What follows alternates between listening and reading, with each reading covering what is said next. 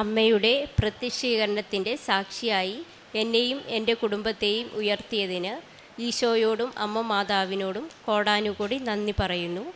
എൻ്റെ പേര് ബിന്ദു. ഇതെൻ്റെ ഹസ്ബൻഡ് സേതുകുമാർ, മകൻ അരവിന്ദ്. ഞങ്ങൾ കൊല്ലം ജില്ലയിൽ പത്തനാപുരത്ത് നിന്നും വരുന്നു. 2022 ഓഗസ്റ്റ് മാസം 25-ാം തീയതിയാണ് ഞാൻ ആദ്യമായി ഇവിടെ വന്ന് ഉടമ്പടി എടുക്കുന്നത്. എൻ്റെ മകൻ അരവിന്ദിന് വേണ്ടിയാണ് ഞാൻ ഉടമ്പടി എടുത്തത്. മകന് 1.5 വയസ്സ് മുതൽ സ്ഥിരമായിട്ട് പനി വരുമായിരുന്നു. 2022 മെയ് മാസത്തിൽ മോന് വിട്ടുമാറാതെ ടെമ്പറേച്ചർ വരികയും ഹോസ്പിറ്റലിൽ കാണിച്ചു ഫുൾ ബ്ലഡ് ടെസ്റ്റ് ചെയ്തു. മോൻ്റെ കൗണ്ടുകളെല്ലാം വളരെ താഴ്ന്ന അവസ്ഥയിലായിരുന്നു. ഡോക്ടർ മോനെ തിരുവനന്തപുരം ശ്രീചിത്രയിലേക്ക് റെഫർ ചെയ്തു. അവിടെ വിശദമായ പരിശോധനകൾക്ക് ശേഷം മോന് ബ്ലഡ് ക്യാൻസർ ആണെന്ന് കണ്ടെത്തുകയും RCCയിൽ അഡ്മിറ്റാക്കുകയും ചെയ്തു. 1 മാസത്തെ ട്രീറ്റ്മെൻറ്റിന് ശേഷം കീമോ ചെയ്തതിൻ്റെ സൈഡ് എഫക്റ്റായിട്ട് മോന് പാൻക്രിയാസിൽ ഇൻഫെക്ഷൻ ആവുകയും ഫുഡൊന്നും കൊടുക്കാൻ പറ്റാതെ ബോഡി ഫുള്ള് എഴുന്നേക്കാൻ പറ്റാത്ത അവസ്ഥയിലാവുകയും ചെയ്തു.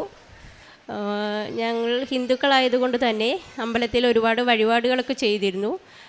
മോനിങ്ങനെ ഒരു അവസ്ഥയിലേക്ക് മാറിയപ്പോൾ ഞാൻ പിന്നെ ഒരു ദൈവങ്ങളെയും വിളിക്കാതെയായി. അതിനിടയിൽ എൻ്റെ ഒരു ചേച്ചി കൊല്ലം കാവനാട് ബ്യൂട്ടി പാർലർ നടത്തുകയാണ്. ചേച്ചി എനിക്ക് വാട്സപ്പ് വഴി കൃപാസനം സാക്ഷ്യങ്ങൾ സെൻഡ് ചെയ്തിരുന്നു. ഞാൻ പക്ഷേ ഒരു തവണ പോലും ആ സാക്ഷ്യങ്ങൾ ഓപ്പൺ ചെയ്ത് നോക്കിയില്ല. മോൻ ഈ ഒരവസ്ഥയിലായ സമയത്ത് എൻ്റെ കൈ തട്ടിയിട്ട് ലിങ്ക് എങ്ങനെയോ ഓപ്പൺ ആവുകയും ഞാൻ ആദ്യം കേട്ടത് ക്യാൻസർ സുഖപ്പെട്ട സാക്ഷ്യങ്ങളായിരുന്നു.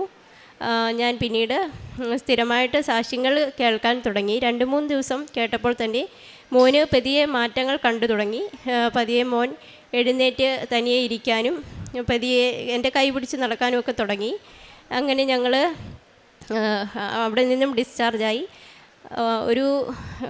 ഞങ്ങൾ ഹോസ്പിറ്റലിനടുത്ത് തന്നെ വീടെടുത്തിട്ട് അവിടെയാണ് താമസിച്ചുകൊണ്ടിരുന്നത്. അപ്പോൾ ഞങ്ങൾ അവിടേക്ക് പോയി. അതിനുശേഷം ഞാൻ കൃപാസനത്തിൽ വന്ന് ഉടമ്പടി എടുത്ത് മോന് ഇവിടുത്തെ നേർച്ച വസ്തുക്കളായ ഉപ്പും തേനും സ്ഥിരമായി കൊടുക്കുകയും 2 നേരവും ഉടമ്പടി തൈലം ഉപയോഗിച്ച് കുരിശ് വരച്ച് പ്രാർത്ഥിക്കുകയും ചെയ്തിരുന്നു. മോന് ബ്ലഡ് ക്യാൻസർ ആണെങ്കിലും അവൻ്റെ ശരീരത്തിൽ ഫുള്ള് നല്ല പെയിനായിരുന്നു, മജ്ജയ്ക്കകത്തേക്കും വ്യാപിച്ചിരുന്നു. അപ്പോൾ മാതാവിൻ്റെ ഉടമ്പടി തൈലം വേദനയുള്ള ഭാഗങ്ങളിലെല്ലാം പുരട്ടി കൊടുക്കുമായിരുന്നു. അപ്പോൾ മോൻ്റെ അതിൻ്റെ ഫലമായിട്ട് പെട്ടെന്ന് തന്നെ തൈലം തീർന്നു. കുപ്പിയിൽ അടിയിൽ മാത്രമേ ഒരു ശകലം തൈലം മാത്രമേ അവശേഷിച്ചിരുന്നുള്ളൂ. 3 മാസമായിട്ടും എനിക്ക് തിരിച്ചു വന്ന് സാക്ഷ്യം പുതുക്കുവാൻ പറ്റുന്ന അവസ്ഥയിലായിരുന്നില്ല. അപ്പോൾ ഞാൻ ദിവസവും പ്രാർത്ഥിക്കുമ്പോൾ, കുരിശ് വരച്ച് ഞങ്ങൾ പ്രാർത്ഥിക്കുമ്പോൾ എനിക്ക് ഭയങ്കര വിഷമമായിരുന്നു. പെട്ടെന്ന് ഇവിടെ വന്ന് പുതുക്കിയാലെങ്കിലേ നമുക്ക് വീണ്ടും തൈലം കിട്ടുമായിരുന്നുള്ളൂ. അങ്ങനെ 2022 ഡിസംബർ 7-ാം തീയതി മോന് രാവിലെ കീമോ ഉണ്ടായിരുന്നു. തൈലം തൊട്ട് കുരിശ് വരച്ച് പ്രാർത്ഥിച്ചിട്ട് ഞങ്ങൾ പോയി. വീണ്ടും ഹോസ്പിറ്റലിൽ നിന്ന് വന്ന് വൈകുന്നേരത്തെ പ്രാർത്ഥനയ്ക്ക് വേണ്ടി തൈലക്കുപ്പി എടുത്തപ്പോൾ കുപ്പി നിറയെ തൈലം നിറഞ്ഞിരിക്കുന്ന അവസ്ഥയിലാണ്. മാതാവിൻ്റെ അനുഗ്രഹം കൊണ്ടാണെന്ന് ഞങ്ങൾക്ക് മനസ്സിലായി.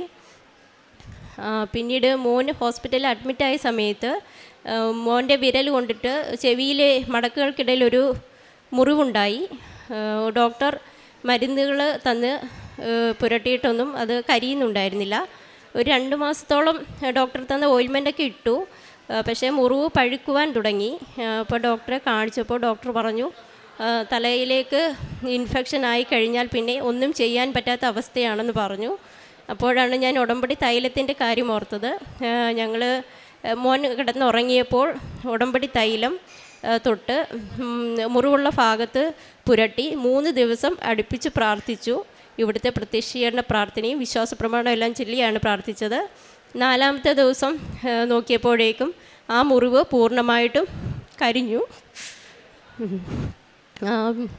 പിന്നെ ഞങ്ങൾ ഇവിടെ അച്ഛനെ കൊണ്ട് പ്രാർത്ഥിക്കാൻ മോനെ കൊണ്ടുവന്നിരുന്നു. കൊണ്ടുവന്നിരുന്നു. അപ്പം അച്ഛൻ പ്രാർത്ഥിച്ചു. അതിനുശേഷം മോന് കീമോ ചെയ്യുമ്പോഴുള്ള ഛർദിലോ അങ്ങനെയുള്ള യാതൊരു ബുദ്ധിമുട്ടും ഉണ്ടായിട്ടില്ല. പിന്നെ മോന് പെട്ടെന്ന് എല്ലാം റിക്കവർ ആവാൻ തുടങ്ങി. ഞങ്ങൾ 9 മാസത്തിന് ശേഷം പത്തനാപുരത്തുള്ള വീട്ടിലേക്ക് വരികയും മാസത്തിലുള്ള ചെക്കപ്പിന് പോകുമായിരുന്നു. അപ്പോൾ കീമോയും ഉണ്ടായിരുന്നു. ഇടയ്ക്ക് 2004 നവംബർ മാസം 2024 നവംബർ മാസം മോന് വീണ്ടും പനിയായിട്ട് അഡ്മിറ്റാക്കി RCCയിൽ. അവിടെ നിന്നും ഡിസ്ചാർജ് ചെയ്യാൻ നേരം ഡോക്ടർ പറഞ്ഞു, 2-3 ഡോക്ടേഴ്സ് പറഞ്ഞു, മോന് ഇനി 2 കീമോ കൂടിയുണ്ട്. അതായത് ഡിസംബറിൽ ഒന്ന്, പിന്നെ ജനുവരിയിലൊന്ന്, അങ്ങനെ 2 കീമോ കൂടി ഉണ്ടെന്ന് പറഞ്ഞു. വീണ്ടും ഡിസംബർ 15-ാം തീയതി ഹോസ്പിറ്റലിൽ വരാൻ പറഞ്ഞു. ഞങ്ങൾ ഡിസ്ചാർജായി വീട്ടിൽ ചെന്നു. മോന് ഡിസംബർ 13-ാം തീയതി മോന് ഉച്ച സമയത്താണ് TV കണ്ടുകൊണ്ട് കിടക്കുകയായിരുന്നു ഹാളിൽ. എപ്പോഴും ഞാൻ പെട്ടെന്ന് ഇങ്ങനെ എന്തോന്ന് തോന്നിയിട്ട് പെട്ടെന്ന് തിരിഞ്ഞപ്പോൾ ഞങ്ങളുടെ ബെഡ്റൂമിൽ മാതാവിൻ്റെ രൂപം വെച്ചിട്ടുണ്ട്. അവിടുന്ന് ഇവിടെ ഇരിക്കുന്ന അതേ മാതാവ് തന്നെ കുഞ്ഞിൻ്റെ അടുത്തേക്ക് പോകുന്നതായിട്ട് കണ്ടു. ശരിക്കും 1 സെക്കൻഡ് നേരം കണ്ടു. അപ്പോൾ ഞാൻ ചേട്ടനോട് പറഞ്ഞു, മാതാവ് കുഞ്ഞിനെ സുഖപ്പെടുത്താൻ വന്നതാണെന്ന് പറഞ്ഞു. അതിനുശേഷം 2 ദിവസം കഴിഞ്ഞ് ഹോസ്പിറ്റലിലേക്ക് പോയി. ഹോസ്പിറ്റലിൽ ചെന്ന് ബ്ലഡ് ടെസ്റ്റ് എല്ലാം ചെയ്തിട്ട് ഡോക്ടർ പറഞ്ഞു, ഇനി മോന് മരുന്നുകളൊക്കെ സ്റ്റോപ്പ് ചെയ്യാം. ഞാൻ പറഞ്ഞു, 2 കീമോ കൂടി ഇല്ലേ? അപ്പോൾ ഡോക്ടർ പറഞ്ഞു, 2 കീമോ ചെയ്യണ്ട, ഇനി മരുന്നുകളും കൊടുക്കണ്ടെന്ന് പറഞ്ഞു. അത് മാതാവിൻ്റെ വലിയൊരു അനുഗ്രഹമായിട്ട് ഞങ്ങൾ കാണുന്നു. ഞാൻ പ്രാർത്ഥിക്കുമായിരുന്നു, മാതാവിൻ്റെ ഈശോയുടെയും കൃപയാലാണ് കുഞ്ഞിന് സുഖപ്പെട്ടതെന്ന് ഒരു അടയാളം കാണിക്കണമെന്ന്. അങ്ങനെ മാതാവ് വന്ന് സുഖപ്പെടുത്തിയതാണെന്ന് ഞാൻ പൂർണ്ണമായും വിശ്വസിക്കുന്നു. 2024 മെയ് മാസം 5-ാം തീയതി ഞാൻ ജപമാല ചൊല്ലി പ്രാർത്ഥിച്ചുകൊണ്ടിരുന്നപ്പോൾ ഈശോയുടെ ദുഃഖകരമായ ദൈവരഹസ്യങ്ങൾ ചൊല്ലി പ്രാർത്ഥിച്ചുകൊണ്ടിരുന്നപ്പോഴാണ് ഞാൻ പച്ചത്തിരി ഒരു ശകലം ഉണ്ടായിരുന്നു പ്രാർത്ഥന കഴിഞ്ഞിട്ട്. അപ്പോൾ ഞാൻ വിചാരിച്ചു ഇച്ചിരി നേരം കൂടി അത് ഇരിക്കട്ടെ എന്ന് കരുതി. അതിൽ ഈശോയുടെ സാന്നിധ്യം ശരിക്കും കണ്ടു. അതും ഞാനിവിടെ വന്ന് പറഞ്ഞപ്പോൾ സിസ്റ്റർ പറഞ്ഞായിരുന്നു, ഈശോ കുഞ്ഞിനെ സുഖപ്പെടുത്താൻ വന്നതാണെന്ന്. അപ്പോൾ എനിക്ക് പൂർണ്ണമായിട്ടും ഉറപ്പായി ഈശോയുടെയും മാതാവിൻ്റെയും അനുഗ്രഹത്താലാണ് കുഞ്ഞിന് സൗഖ്യപ്പെട്ടതാണെന്ന്. പിന്നെ ഇന്നേവരെ മോന് മെഡിസിൻ ഒന്നുമില്ല. ബ്ലഡ് റിസൾട്ടുകളെല്ലാം നോർമലാണ്. ഞാൻ പ്രേക്ഷിത പ്രവർത്തനമായിട്ട് ഇവിടെ നിന്നും പത്രം വാങ്ങി എല്ലാവർക്കും കൊടുക്കാറുണ്ട്. പിന്നെ ഞങ്ങളെക്കൊണ്ടാകുന്ന രീതിയിൽ മറ്റുള്ളവരെ സഹായിക്കാറുണ്ട്.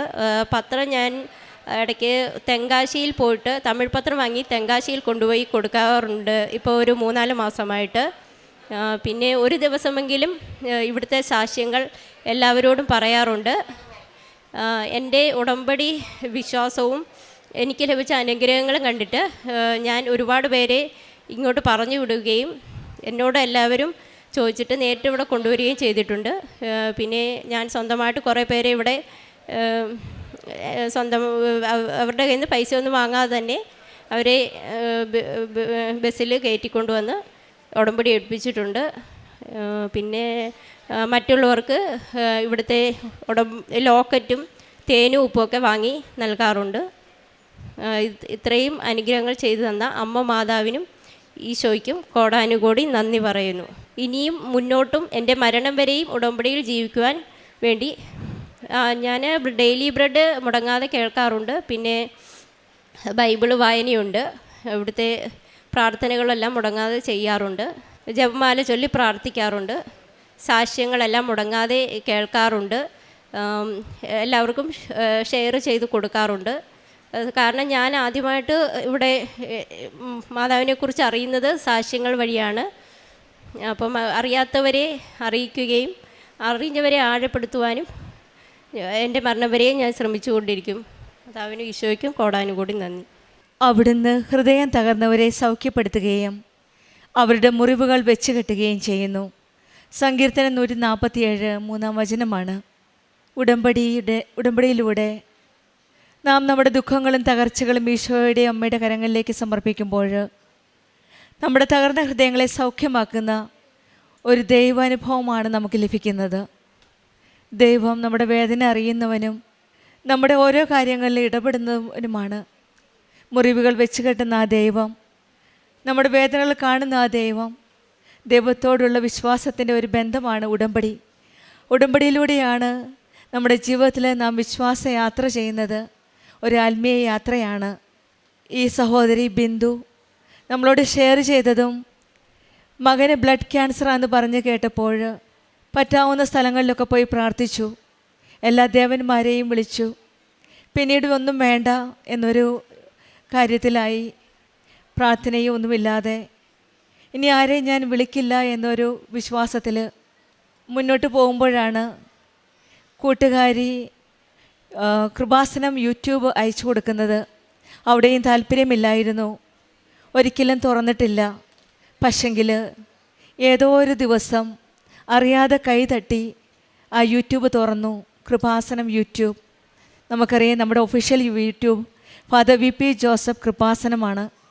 ആ യൂട്യൂബ് തുറന്നപ്പോൾ തന്നെ കിട്ടിയത് ക്യാൻസർ സൗഖ്യപ്പെട്ട ഒരു സാക്ഷ്യമാണ്. അങ്ങനെ ആ മകൾ കേൾക്കുകയും അത് ദൈവത്തിൻ്റെ ഒരു വലിയ ഇടപെടലാണെന്നാണ് ഈ മകൾ സാക്ഷ്യപ്പെടുത്തുന്നത്. അതൊരിക്കലും കാണുവാൻ ആഗ്രഹിക്കാത്ത ഒരു യൂട്യൂബ് അറിയാതെ തന്നെ കൈ തട്ടുമെങ്കിൽ അത് അമ്മയുടെ ഒരു ഇടപെടലാണ്. അമ്മയെ അറിയാതെ ഒന്നും ഇവിടെ സംഭവിക്കാറില്ല. കൃപാസനം അമ്മയുടെ ഇടപെടലിലൂടെ മാത്രം അമ്മ തിരഞ്ഞെടുത്ത ജനങ്ങളെ അമ്മ ഇവിടെ വിളിക്കും. അത് ഓരോ വഴികളിലൂടെയാണ്, നാം അറിയാത്ത വഴികളിലൂടെയാണ് നമ്മെ നയിക്കുന്നത്.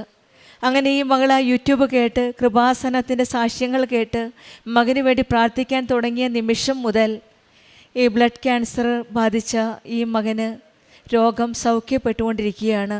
ലോട്ട് ഓഫ് ഇമ്പ്രൂവ്മെൻ്റ് ആണ് ഈ മകൾ കണ്ടത്.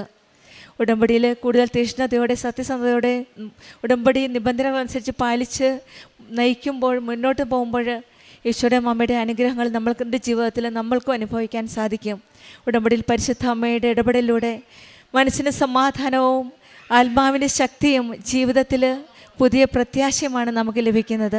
നമ്മുടെ ജീവിതത്തിലും ദൈവം നമ്മുടെ ഹൃദയത്തിൻ്റെ വൈദ്യനാണ്. നമ്മുടെ രോഗങ്ങളെല്ലാം നമുക്ക് സമർപ്പിച്ച് പ്രാർത്ഥിക്കാം. പരിശുദ്ധ അമ്മ കൃപാസന അമ്മ നമ്മുടെ ആശ്വാസ മാതാവാണെന്നും കൃപാസന ഉടമ്പടി ദൈവസൗഖ്യം ഉടമ്പടി വഴി ആ സൗഖ്യം അനുഭവിക്കാൻ സഹായിക്കുന്ന മാർഗമാണെന്നും നമുക്ക് വിശ്വസിക്കാം. ഈ കുടുംബത്തിന് ലഭിച്ച ഈ വലിയ അനുഗ്രഹത്തിന്, പ്രത്യേകിച്ചും ഈ വലിയ രോഗസൗഖ്യത്തിന് ഈ അമ്മയുടെ ദർശനം മാത്രമല്ല, അമ്മയുടെ സാന്നിധ്യം മാത്രമല്ല, മെഴുകുതിരിയിൽ പോലും അമ്മ ഇവർക്ക് മക്കളെ ഞാൻ കൂടെയുണ്ടെന്നുള്ള സാന്നിധ്യമാണ് ഇവർക്ക് പച്ചത്തിരിയിൽ കാണിച്ചു കൊടുത്തത്. അമ്മ തന്നെ വരികയും പച്ചത്തിരിയിൽ സാന്നിധ്യം കൊടുക്കുകയും അമ്മയുടെ ഈ തൈലത്തിൻ്റെ കുപ്പി തൈലം നിറയ്ക്കുകയും ഡിസംബർ 7-ാം തീയതി നമുക്കറിയാം പരിശുദ്ധ അമ്മ ജീവനോടെ പ്രത്യക്ഷപ്പെട്ടതാണ്. ഡിസംബർ 7-ാം തീയതി അത് ഉച്ചകഴിഞ്ഞ് 2:30 2004 അമ്മ ഈ ആലയത്തിൽ പ്രത്യക്ഷപ്പെട്ടത്. ഈ മക്കളുടെ ജീവിതത്തിലും ഡിസംബർ 7-ാം തീയതിയാണ് ഈ മകൾ പ്രാർത്ഥിച്ച ആ പ്രാർത്ഥന അമ്മ കേട്ട് തൈലത്തിൻ്റെ കുപ്പി നിറച്ചു കൊടുത്തത്. നമ്മുടെ ജീവിതത്തിലും എല്ലാം നിറയ്ക്കുന്ന അമ്മയാണ് നമ്മുടെ കൂടെയുള്ളത്. നമ്മുടെ വേദനകളും പ്രതിസന്ധികളും പ്രശ്നങ്ങളുമെല്ലാം ആ അമ്മയുടെ കരങ്ങളിലേക്ക്, കൃപാസനം അമ്മയുടെ കരങ്ങളിലേക്ക് വിട്ടുകൊടുക്കാം. കൂടുതൽ തീഷ്ണതയോടെ ഉടമ്പടി ജീവിതം മുന്നോട്ട് നയിക്കാം. സങ്കീർത്തനം 32 പറയുന്നത് പോലെ, എൻ്റെ ദൈവമായ കർത്താവെ, ഞാൻ അങ്ങേ നിലവിളിച്ചപേക്ഷിച്ചു, അവിടുന്ന് എന്നെ സുഖപ്പെടുത്തുകയും ചെയ്തു. ഈ മക്കളുടെ നിലവിളി കേട്ട് സുഖപ്പെടുത്തിയ ആ ദൈവത്തിന് നമ്മൾക്ക് നന്ദി പറയാം. ബിന്ദുവിന് കുടുംബത്തിന് ലഭിച്ച ഈ വലിയ അനുഗ്രഹത്തിന്, ഈ വലിയ രോഗസൗഖ്യത്തിന് നമുക്ക് കരങ്ങളടിച്ച് ദൈവത്തെ മഹത്വപ്പെടുത്താം. യേശുവേ നന്ദി, യേശുവേ സ്തുതി, ആവേ മരിയ. അത്യപൂർവ ദൈവാനുഭവങ്ങൾ ഇനി നിങ്ങൾക്കും സ്വന്തം. ഈ യൂട്യൂബ് ചാനൽ ഇതുവരെ സബ്സ്ക്രൈബ് ചെയ്തിട്ടില്ലെങ്കിൽ ഇപ്പോൾ തന്നെ സബ്സ്ക്രൈബ് ചെയ്യുക. ഈ വീഡിയോ ഇപ്പോൾ തന്നെ നിങ്ങളുടെ സുഹൃത്തുക്കൾക്ക് ഷെയർ ചെയ്തുകൊണ്ട് കർത്താവിൻ്റെ പ്രേക്ഷിതരാകുക.